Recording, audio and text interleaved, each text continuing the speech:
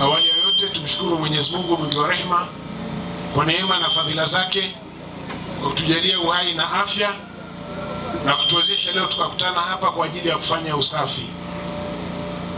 Ndugu zangu, hili ni jambo kubwa sana, lakini kwa kipekee ni washukuru wananchi wote wa manispaa ya Sumbawanga, hususan wafanyabiashara na wakazi wa hapa Mandela kwa kuitikia wito wa kujitokeza siku hii ya leo muhimu ambayo ni Jumamosi ya mwisho wa mwezi ambayo kwa kawaida imepangwa rasmi kwa ajili ya kufanya usafi kwenye mazingira yetu. Ndugu zangu, swala la usafi ni tabia.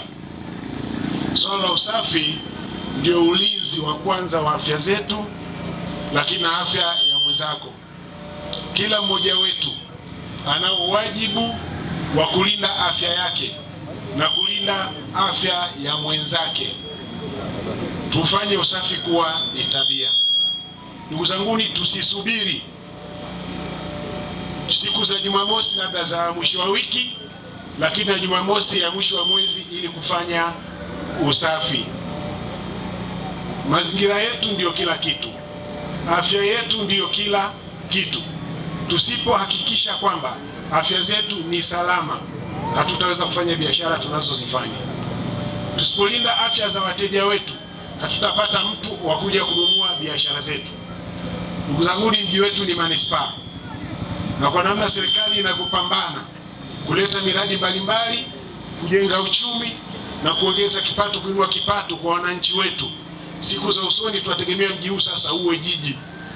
Tunapokwenda kwenye hadhi ya jiji, mazingira yetu lazima yawe safi na salama. Sasa wapo wenzetu, tunapozungumzia swala la usafi anatoroka, anasema achelewe kwanza. Kimsingi hatutasita sasa kuchukua hatua. Kuna mtu amekuja hapa anatuchungulia, anaondoka, anakwenda. Hili sio jambo jema hata kidogo. Kwanza unahatarisha afya yako, lakini unahatarisha afya ya mwenzako, unahatarisha afya za Watanzania. Sisi tuwe walinzi wa kwanza wa afya zetu na za raia wenzetu wa Tanzania. Naomba niwakumbushe, kipindi hiki ni kipindi cha masika. Mvua zinanyesha kwa wingi, maji yanatiririka kila mahali, hali ya hewa imebadilika.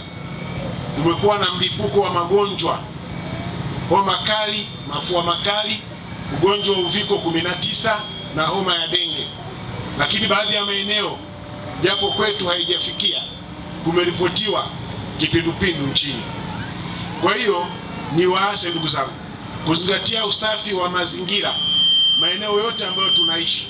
Kila mmoja wetu hakikishe anajenga choo bora, anachemsha maji ya kunywa, anasafisha mazingira yake wakati wote. Ukiamka asubuhi fanya usafi. Ukiamka asubuhi hakikisha kila kitu kiko sawa, unatoka kwenda kwenye shughuli zako nyingine. Tuepuke kutiririsha maji machafu kutoka kwenye makaro, kutoka kwenye vyoo vyetu, na maji ambayo yametumika kwa namna moja au nyingine yanaweza kusababisha maambukizi ya magonjwa ya kuhara, lakini homa za matumbo na magonjwa mengine, ili tuwe salama na manispaa yetu iendelee kuwa salama. Tukumbuke kuchemsha maji ya kunywa wakati wote, lakini tuepuke mikusanyiko mikubwa isiyo ya lazima, na inapobidi na mara zote nisisitize kunao kwa maji ya moto, lakini kwa kutumia sabuni, ili tuepuke maambukizi ya magonjwa ambayo sasa hivi yanaweza kutokea. Kinga ni bora kuliko tiba. Usafi ni kipaumbele. Kuna mlipuko wa magonjwa. Hivi leo hii kuna mtu anapenda kumua kipindupindu hapa? Basi naomba tujitahidi. Kila mmoja hakikishe kizimba chake ni kisafi, fremu ni safi. Usafi ndio kila kitu. Tunza mazingira ya kutunze. Serikali yetu kwanza ni shukuru kwa kuchagua eneo letu kuweka ni eneo ambalo lifanyie usafi katika mkoa wetu wa Rukwa, soko la Mandela. Kwa kwanza kwa nafasi hiyo pia nashukuru serikali sana kwa kutupa nafasi hiyo ili kufanya usafi kwenye maeneo yetu.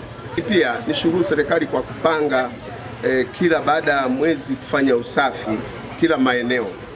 Manispaa yetu ya Sumbawanga Kwa kweli tunashukuru kwamba sasa hivi watu wanaendelea kupata elimu hiyo, wafanyabiashara, na wanajifunza taratibu, kwa sababu kila kitu kinahitaji ni elimu tu.